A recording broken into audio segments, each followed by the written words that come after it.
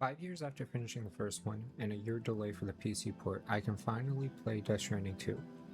And I can definitely say it's one of the most interesting games I've ever played, and one can ever play, because how do you even explain it? Like, imagine you go to a friend asking for a game recommendation, and your friend tells you to play Death Stranding, and you ask, well, what's the game about? And they respond, yeah, so you play as Norman Reedus, and you carry a fetus that helps you see ghosts, because there was a mass extinction event called the Death Stranding that wiped out everyone, and that extinction event left everyone disconnected. So you run across America in the first game and Australia in the second game, delivering packages and connecting everyone to a network. Oh, you can also throw your shit at the ghost. Based on that description, your curiosity is either piqued or you're just weirded out. For my brother, when I explained this to him, he looked at me like I'm fucking stupid. While I am stupid, I think there's more of a reason as to why me and so many others like this series, and I want to explore the reasoning.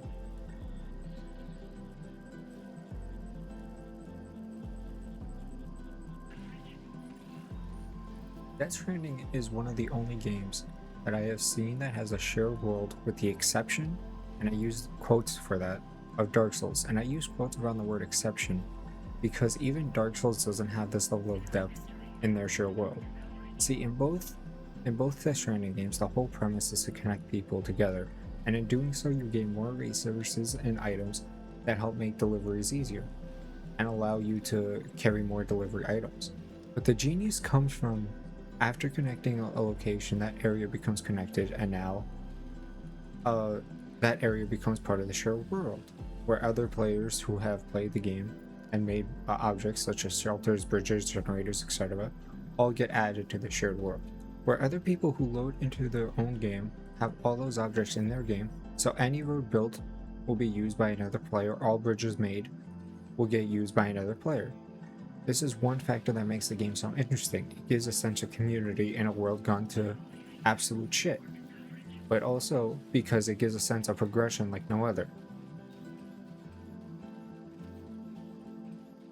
Much like how EA tried saying they want a feeling of pride and accomplishment, Kojima understood how to do it. See, you can't use any man-made structures till you're connected to the network. So when you finally do get connected and go back outside, you see the same area you just trekked across, but with new items shown across the field that you can now use to help plan your next route or plan for delivery. All going back to a sense of community. Another thing that helps with the feeling of community is when you go to these structures such as generators, timefall shelters, etc.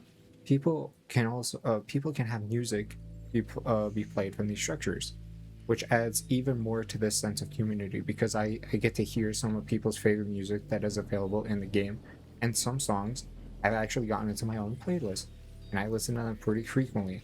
And I don't know if I ever would have found these songs if it weren't for this game and the structures being able to play those songs.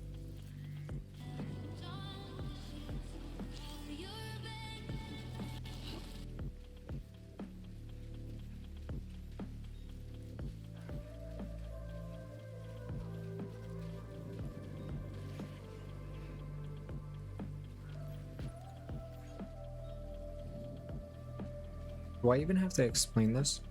Roll the clips.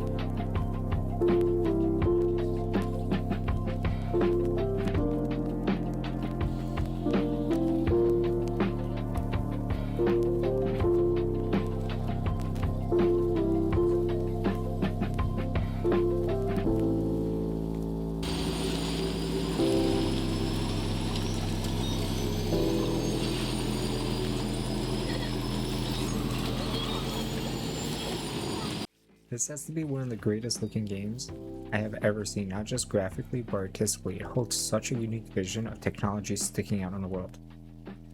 Now, what I mean by that is that I'm from New York City, and oftentimes the noise, conversation, talking, crying, screaming, and everyday city life just kind of gets blocked out. You don't think much of the car in front of you or beside you because it blends into the environment. But in Dead Stranding, that isolation makes every non-natural thing stick out, where a road is a moment to reflect and thank those who have walked the path before and struggled on. The making of it, just to make your life and those who will follow your path or retread where you came from a monument to everyone. The way you can see all the buildings connected in the network when you look into the distance is so fucking cool, and helps represent the idea of connecting a world going to shit. Now, this video was written and edited with footage by me from past live streams, and I have yet to finish the game. I am on episode 7 out of 14. But as I was playing the game, if you go back to the past streams, you can see me talking about some of these aspects in the moment, but not as well articulated as I believe I did here. I just wanted to share my thoughts on this and try to reason why it is that I like what I like about both these two games. They have given me an experience I never knew I wanted or needed, but I implore others who were on the fence to try and explore what I mean. Thank you for watching.